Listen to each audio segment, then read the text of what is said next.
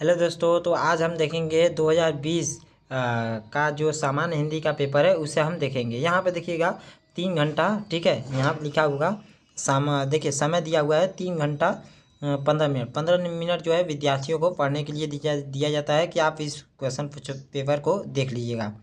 देखिए यहाँ पे निर्देश क्या दिया हुआ है, जैसा कि देखिए यहाँ पे 2020 लिखा हुआ है। 2020 का पेपर है, थोड़ा सा पेपर जो है फट चुका है, तो आपको बस क्वेश्चन दिखा देंगे कि हाँ इस टाइप से क्वेश्चन पूछा हुआ है, ठीक है। तो देखिए यहाँ पे पहला है क्वेश्चन, प्रारंभ के 15 मिनट परीक्षार्थियों को प्रश्न पत्र पढ़ने के लिए निर्धारित है। दूसरा निर्देश क्या दिया हुआ है, इस प्रश्न पत्र में 2 खंड हैं, जैसा कि हमने बताया हुआ है कि खंड ख और खंड ख होते हैं और दोनों को करना अति आवश्यक होता है। तो देखिए पहला दिया हुआ है खंड ख। खंड ख में दिया हुआ है क, पहले का क, बद्री नारायण चौधरी प्रेम घर द्वारा संपादित पत्रिका है। किसका पत्रिका है, तो पहला दिया हुआ है आनंद कादम्बरी, ठीक है। दूसरा हुआ है दिनमान और उसके बाद दिया है साप्ताहिक हिंदुस्तान, उसके बाद आजकल। इसे आप देख लेंगे। उसके बाद देखिएगा यहाँ पे क्वेश्चन नंबर, यहाँ पे देखिएगा फट चुका है, जैसा कि हमने पहले ही बोला आपको क्वेश्चन दिख जाएगा। उसके बाद देखिए दूसरा दिया हुआ है ख। ख दिया हुआ है ध्रुव स्वामिनी नाटक के लेखक कौन है। पहला दिया हुआ है राम कुमार वर्मा, दूसरा दिया हुआ है जयशंकर प्रसाद, तीसरा दिया हुआ है बाल भट्ट, उसके बाद बालकृष्ण भट्ट, ठीक है। सॉरी, हमने बाल भट्ट बोल दिया, बालकृष्ण भट्ट। उसके बाद दिया हुआ है महावीर प्रसाद द्विवेदी। उसके बाद देखिएगा ग वाला क्वेश्चन दिया हुआ है अशोक के फूल निबंध के लेखक है। जो अशोक का फूल है उसके निबंध के लेखक कौन है, आचार्य रामचंद्र शुक्ल जी, हजारी प्रसाद द्विवेदी जी, और दिया हुआ है विद्यानिवास मिश्र। उसके बाद रामविलास शर्मा, कौन है इसे आप देख लेंगे। उसके बाद दिया हुआ है प्रेमचंद्र की कहानी का नाम है। जो प्रेमचंद्र जी थे, मुंशी प्रेमचंद, उनके कहानी का नाम क्या था। तो देखिए यहाँ दिया हुआ है कफन। उसके बाद देखिए गुंडा, ठीक है, गुंडा रोज। उसके बाद चीप की दावत। देखिए यहाँ पे जो ये कफन दिया हुआ है या फिर ये दिया हुआ है, इस सभी को आप देख लीजिएगा कि ये सब सही है कि नहीं, क्योंकि एक जो है एक बच्चे ने हमें ये पेपर दिया हुआ है कि आप इसे देख लीजिएगा।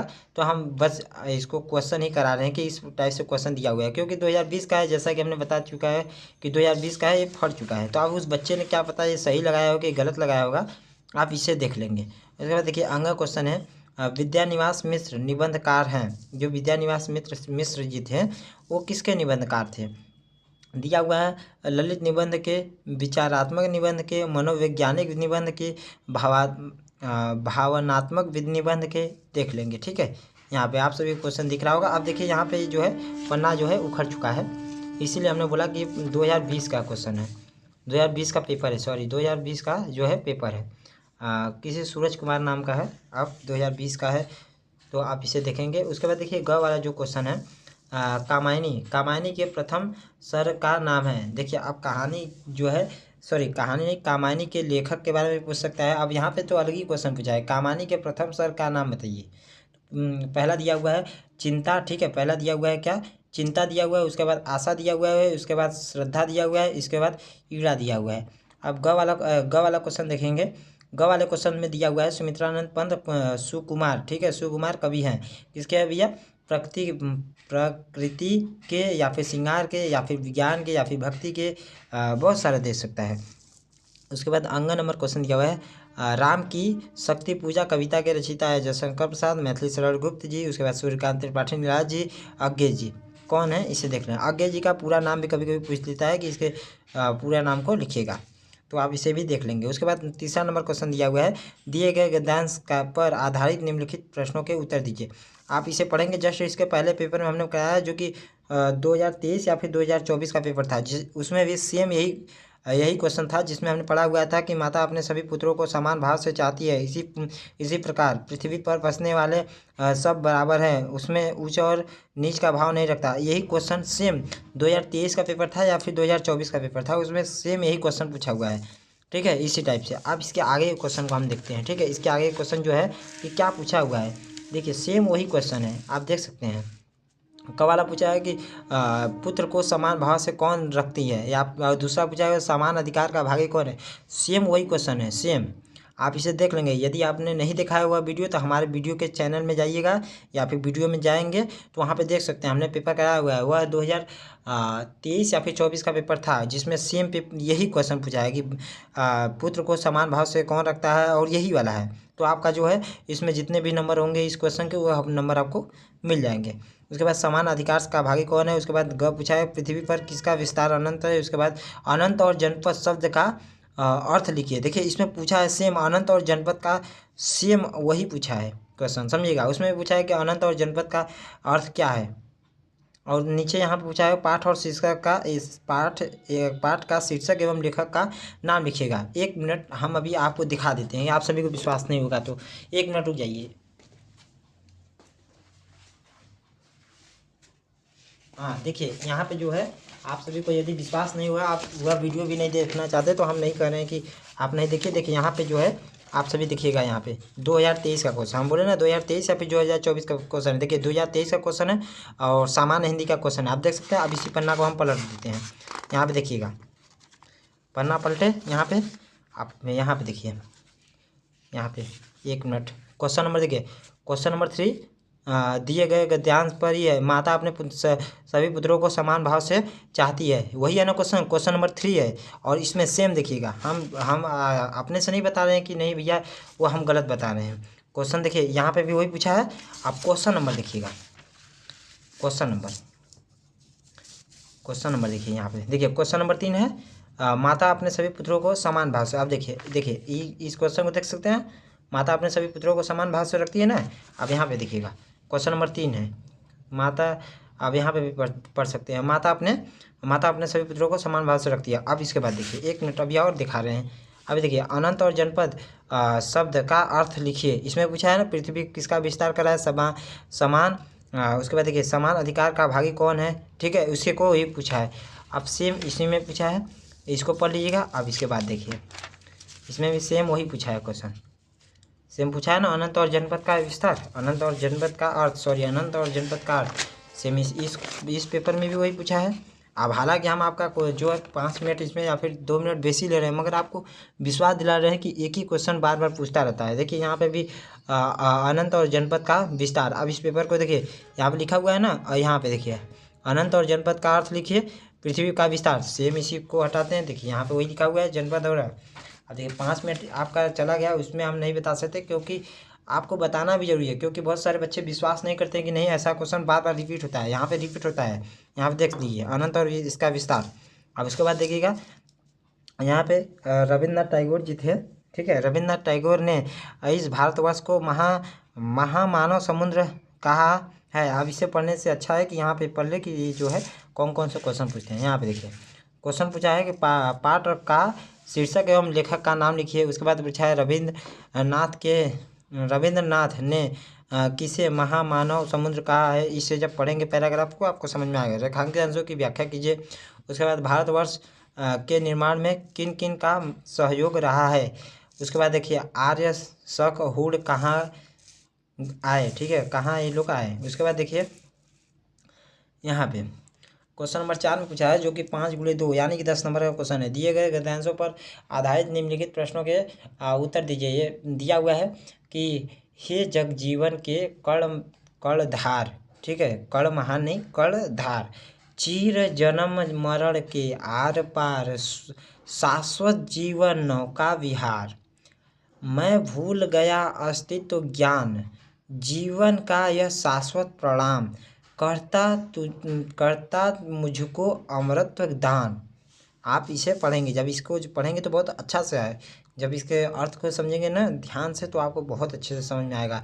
जैसे आपके कैकेयी के बारे में हमने बताया था, जो माता कैकेयी थी उनको उसमें लक्ष्मण जी थे, राम जी नहीं, लक्ष्मण जी नहीं, राम जी थे, राम और जो है भरत जी का है। तो उसे पढ़ेंगे तो अच्छे से समझ में आएगा। वो बहुत ही अच्छा होता है।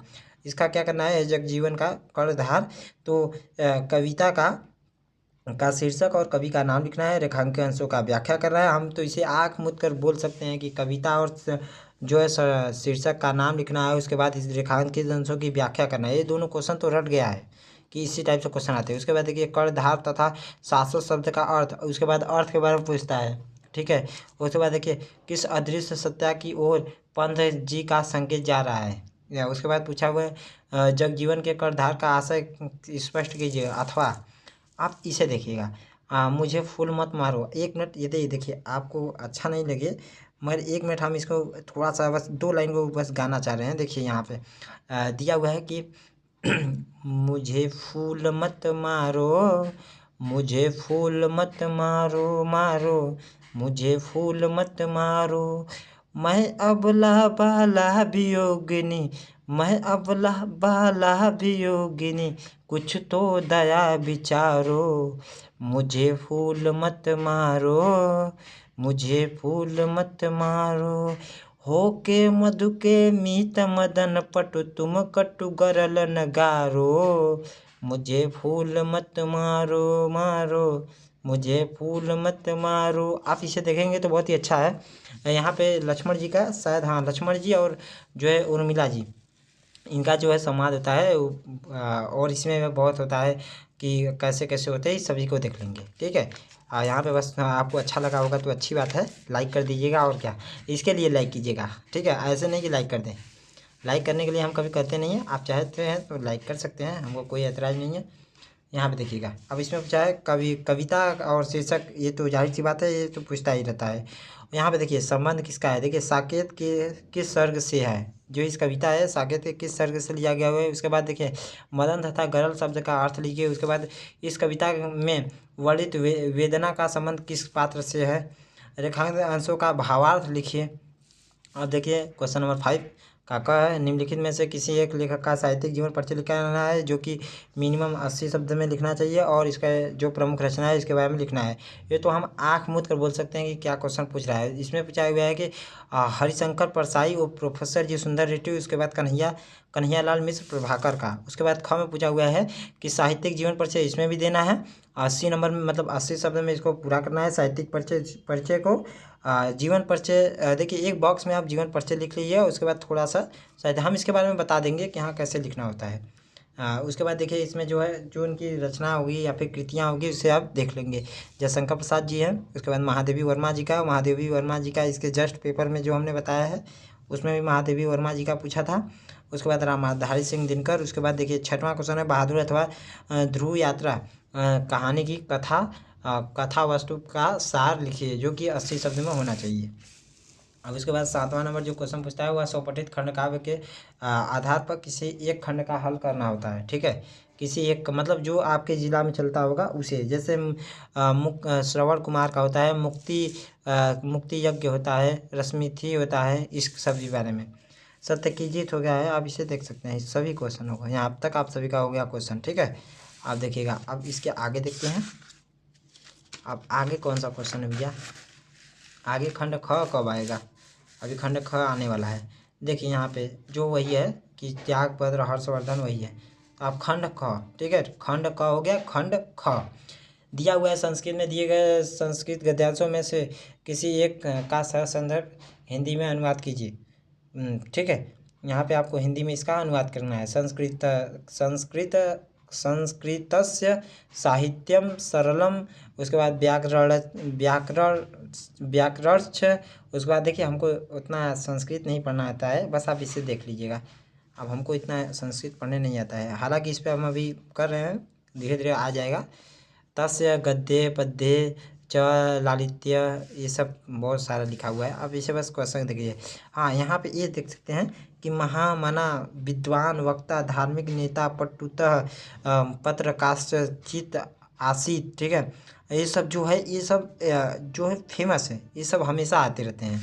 यहाँ पे खंड ख है, दिए गए श्लोकों में से किसी एक का संदर्भ हिंदी में अनुवाद कीजिए। उसके बाद देखिए ये फेमस है, ये आता रहता है हमेशा, इसे कीजिए। सुखार्थिं कुर्तो विद्यार्थियम सुखम, ठीक है। इसे देख लेंगे, अथवा या फिर इसे देख लेंगे विरल विरलाह, इसके बारे में आप देख लेंगे। ये सब क्वेश्चन आप सभी क्वेश्चन को पढ़ने थोड़ी लगे जाएंगे। जैसे आप इसे पूरा पढ़ने हम बैठ जाए तो 5 मिनट 10 मिनट चला जाएगा, अब वीडियो हो जाएगा आधा घंटा के ऊपर, यानी 30-35 मिनट का हो जाएगा। तो बहुत सारे बच्चे छोड़ देते हैं, हटा यार दिमाग ख़राब करा है, पहली बात तो हिंदी सही से पढ़ नहीं पा रहा है, ठीक है। आप ऐसे ऐसे बोल देंगे तो नहीं, ऐसा नहीं है। हमको जो है ना यहाँ पे देखिए, यहाँ पे फोकस भी करना है। उसके बाद देखना है कि जो वीडियो हम शूट कर रहे हैं उसमें वह साफ लिखा हुआ आ रहा है नहीं, क्या पता ऐसे करने पे ऐसे आ रहा है, ऐसे तो नहीं आ रहा है, जिसकी वजह से हमारा फोकस दोनों स्थान पर बना है, तो हम सही से नहीं पढ़ पा रहे हैं। ठीक है, ये है। अब जैसे हम यहाँ पे निम्नलिखित लिखा हुआ है, अच्छा है, निम्नलिखित मुहावरों और लोकोत्तरियों, ठीक है। अब उस पर भी हमको देखना पड़ जा रहा है कि सही आ रहा है ना, सही तो बोल रहे हैं, या क्या पता यहाँ पढ़ रहे हैं और यहाँ पे पेन रख रहे हैं यहाँ पे, तो ऐसे नहीं है। ठीक है, तो यहाँ पे अर्थ लिखकर वाक्य में प्रयोग कीजिए। अपना उल्लू सीधा करना, जैसा कि इसके जस्ट पेपर में हमने बताया है। उल्टी गंगा बहाना, नियम कानून का उल्टा चलना, कोई कहे ऐसे चलना तो आप ऐसे चलना। इसके बारे में गुलर का फूल होना, अलगद अधजल गगरी छलकत जाए, इसके अधूरा ज्ञान बहुत खतरनाक होता है। ठीक है, और 10वां क्वेश्चन है, निम्नलिखित शब्दों में से संधि विच्छेद करना है। संधि विच्छेद के बारे में देख ले, हिमालय का संधि विच्छेद है। उसके बाद देखिए कविंद्र का भी इसके पहले जस्ट में आया था, कविंद्र का देख लीजिए। यदि आप इसे संधि विच्छेद नहीं जानते हैं तो कुछ संधि विच्छेद को याद कर लीजिए कि इसका इसी होता है, जैसे हिमालय का हो गया, कविंद्र का हो गया, नागेंद्र का हो गया, इन सभी का। ठीक है, और आगे दिया हुआ है नयनम संधि विच्छेद, आप याद कर लीजिए। तो आप जब को नहीं समझना है तो आप इसे याद कर सकते हैं। आप हम याद करने के लिए तो बोलते नहीं है, मगर आप याद कर सकते हैं। और इसमें तो आपको आत्मनेय का करना होगा। ठीक है, खंड जो है खंड नहीं ख। ठीक है, इसमें दिया हुआ है पहले क्या दिया हुआ है, आत्मनेय में विभक्ति और वचन के बारे में पूछा है। उसके बाद राज्ञा में कौन सी विभक्ति है, कौन सा वचन है, एक वचन, द्विवचन, त्रिवचन या फिर तृतीया विभक्ति, चतुर्थीया विभक्ति, आपको याद होगा तो आप इसे देख लेंगे। उसके बाद देखिए क्वेश्चन नंबर 11, क्वेश्चन नंबर 11 यहाँ पे देखिए। अब ये 11 नंबर नहीं दिख रहा है, 1 मिनट, 11 नंबर आप दिख रहा है। 11 नंबर 11 का है, क्या हुआ है इसमें, वसन और व्यसन का सहित क्या होगा, कि वसन में क्या होगा, वसन और व्याकुल होता है, या फिर वस्त्र और आदत होता है, कवच और भोजन होता है, विस्तार और आबाद होता है, क्या होता है, इसे देख रहे हैं। स्वर्ण और सवर्ण में क्या अंतर है, मतलब इसका अर्थ है, इसका अर्थ ही बताना है ज़्यादातर। देख सकते हैं यहाँ पे, अभी नहीं दिखा, आप सभी का दिख रहा होगा। ठीक है, यहाँ पे अब देखिएगा इसके आगे क्या पूछा हुआ है। ख नंबर है कि मतलब एक शब्द के 2 अर्थ लिखना है, काल का लिखना है, अली का लिखना है, शिव का लिखना है। मतलब जो 3 दिए हैं शब्द, इन तीनों में से किसी एक को जो आता होगा आप उसका 2 अर्थ लिख दीजिएगा। उसके बाद देखिए यहाँ पे लिखा हुआ है कि जो एक शब्द चुनना है, अनुकरण। ठीक है, अनुकरण करने योग्य, अनुकरणीय होता है। अमर, अजर, अक्षय, ये सब के बारे में देख लेंगे। ये शब्द कौन सा होता है, ऐसे अनुकरणीय होता है। जानने की इच्छा रखने वाला, जस्ट इसके पहले आया है, जैसे कि हमने बताया, जिज्ञासु होता है। जानवर, जानवर नहीं, जानकार, जिज्ञासा भी लिखा हुआ है जैसा, और उसके बाद ज्ञानी लिखा हुआ है। उसके बाद जिज्ञासु होता है, जिज्ञासा, जो भी हो उसे देख लेंगे। अब उसके बाद देखिए यहाँ पे घ नंबर क्वेश्चन दिया हुआ है, निम्नलिखित में से किन्हीं 2 वाक्यों को शुद्ध कीजिए। 2 वाक्यों को शुद्ध कीजिए। पुत्री पराया धन होती है, लक्ष्मीबाई वीर महिला थी, वीरांगना भी दे सकता है। मैं भोजन कर लिया हूँ, तो इसे आप देख लेंगे। जैसे पुत्री पराया धन होती है, इसके पहले में यही आया था कि पुत्री पराया धन होता है लिखा है, मगर पुत्री पराया धन होता है मगर होती है, इसे आप देख लेंगे। देखिए आप सभी को दिख रहा होगा, आप सॉरी यहाँ पे हम पढ़ने पे ज़्यादा फोकस कर दिए। ठीक है, आप दिख रहा होगा आप सभी को। यहाँ पे देखेंगे वियोग श्रृंगार तथा करुण श्रृंगार का लक्षण सहित एक उदाहरण लिखिए। उपमा और या फिर यमक का लिखिए, दोहा अथवा सोठा का लिख दीजिए, जो भी आपका हो उसे आप देख लेंगे। अब देखिए यहाँ पे जो है आपका लास्ट पेज है, जो आता है निबंध। क्या आता है भैया, निबंध। पहले उसके पहले देख सकते हैं तीसरा, अपने नगर में प्रदूषण से उत्पन्न स्थिति का वर्णन करते हुए उचित अधिकारी को एक आवेदन पत्र दीजिए, या फिर ये आपको नहीं आ रहा है तो छात्रावास विद्यालय की समस्या के निवारण के लिए प्रधानाचार्य को एक पत्र लिखिए। इसे आप देख लेंगे, आपको यदि आता होगा तो आप इसे लिख लेंगे। 6 नंबर में क्वेश्चन आता है, आपको 6 नंबर पूरा दिया जाएगा।